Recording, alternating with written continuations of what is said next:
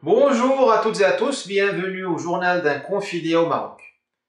Bon, aujourd'hui pour aller acheter mon pain, j'ai eu à traverser 4 barrages de police. Certains jours, il s'agit de 2 barrages, voire 3. Aujourd'hui, il s'agit de 4 barrages.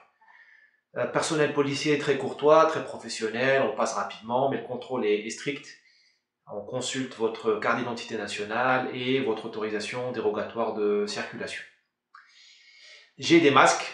Je les ai trouvés dans le commerce, des masques à, je crois que c'est à 8 centimes d'euros, si j'ai bien fait la conversion. Et j'ai vraiment beaucoup de peine en lisant la presse ou les médias, en voyant que la France n'est pas capable de mettre à disposition les masques, que ce soit pour le personnel médical ou pour le peuple. Je suis vraiment très peiné de lire ça. J'ai lu un article, on me l'a fait parvenir du Canard enchaîné, qui raconte l'expérience marocaine et le succès marocain à fabriquer des masques et à les distribuer. Bon, nous faisons face au déclin de la puissance française, de la civilisation française. Ça, j'en suis très attristé. C'est une situation absurde qu'un pays industriel qui a fait le Concorde, l'Airbus, des satellites, qui a une industrie de l'armement qui est extrêmement évoluée, qui tutoie l'industrie américaine de l'armement, soit arrivé à cet état, à ce constat d'échec.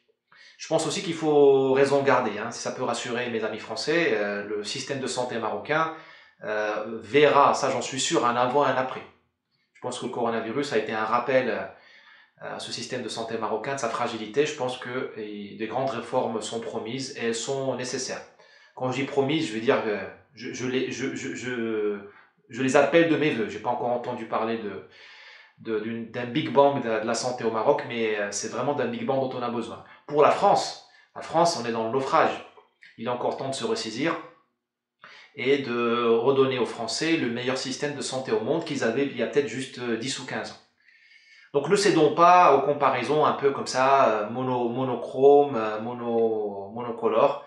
Ouvrons un peu notre réflexion et ne cédons pas à l'absurdité.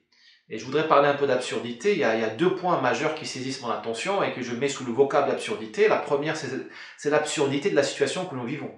Nous ne parlons plus que du coronavirus et nous n'analysons plus aucune information, aucun thème, si ce n'est sous le prisme du coronavirus. Je vous parle de l'exemple des masques, mais tout est ramené au coronavirus. Il n'y a plus de guerre en Syrie, il n'y a plus de problème à la frontière entre l'Ukraine et la Russie, il n'y a plus de problème en Amérique du Sud, il n'y a plus de problème en Afrique, au Congo.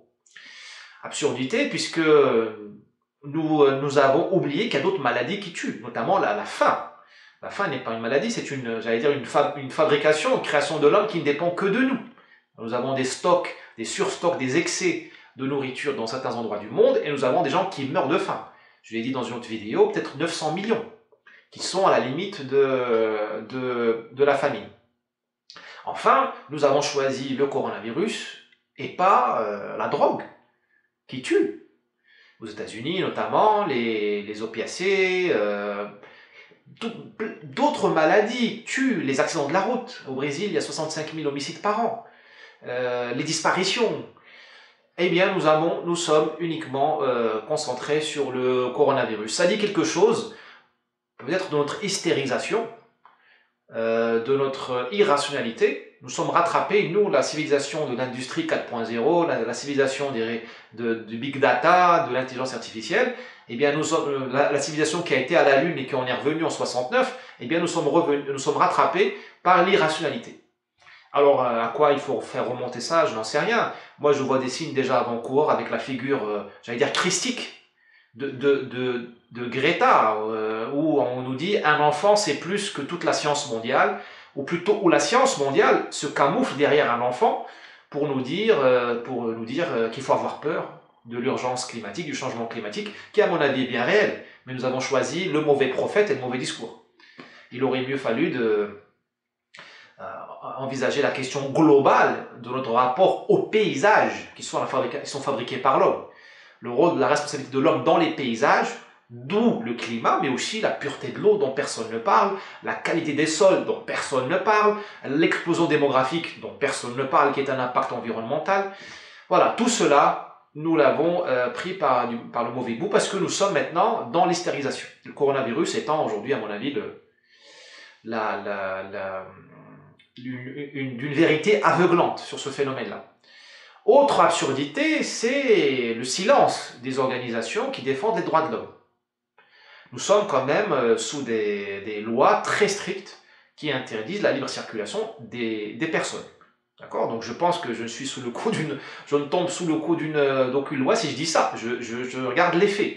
Eh bien, silence radio chez toutes les personnes qui ont l'indignation facile. Toutes les organisations, les grandes figures intellectuelles, les leaders d'opinion qui acceptent tranquillement que nous soyons retenus chez nous. Notre droit de l'homme le plus élémentaire est interdit. Pour la bonne cause, bien entendu. Mais il est interdit quand même.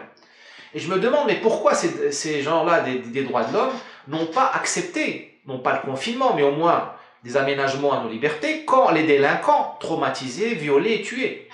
Est-ce que la délinquance n'est pas un mal? Quand les cartels de Sinaloa, les cartels mexicains, colombiens, les cartels nigérians brûlent les gens dans l'acide ou décapitent les gens, j'ai pas vu, moi, Amnesty ou Human Rights Watch ou les grandes figures de la bien-pensance demander au gouvernement mexicain, par exemple, le couvre-feu, fermer la frontière entre les États-Unis et le Mexique. Alors que pour le coronavirus, qui est invisible, qui tue, je vous rassure, beaucoup moins que les cartels ou le crime organisé, eh bien, RAS, on ferme tout tranquillement, sans se poser de questions. Pourquoi on n'aménage pas, on ne réduit pas temporairement certaines libertés individuelles pour lutter contre le terrorisme qui tue? On a demandé, nous, les gens de droite, de manière désespérée, de regarder l'espace Schengen, de réaménager ces frontières-là, de filtrer, bon sang. Eh bien, on nous a dit, vous êtes tous des fascistes, des souverainistes, des réacs, des gens, des débiles, vous comprenez rien. Eh bien, là, pour le coronavirus, on a tout fermé en deux temps, quoi, comme ça, très facilement. Voilà, nous vivons donc dans une époque absurde. Alors, je ne sais pas s'il y aura un avant, un après, mais en tout cas, moi, je n'oublierai pas. Je n'oublierai pas les droits de l'homme, qui ressemblent de plus en plus, je ne dirais pas à une farce, mais ils ont certainement un problème d'indignation sélective. Et c'est pas bon pour nous, parce que les droits de l'homme sont nobles. Nous avons besoin des droits de l'homme, mais il faut les utiliser à bon escient, pour aussi protéger la société. Il faut savoir les moduler et les subordonner à la protection de la société, qui devrait être notre intérêt supérieur, ce qu'on appelle le bien commun. Le bien commun devrait arriver juste au-dessus des droits de l'homme, pas très au-dessus, mais juste au-dessus. Et bien sûr, cette absurdité, comme je vous ai dit, de notre délire collectif au sujet du coronavirus. Voilà, je vous souhaite à tous bon confinement, que Dieu nous aide et que tout cela se termine au plus vite et que nous retrouvions nos vies, nos libertés. Merci, au revoir.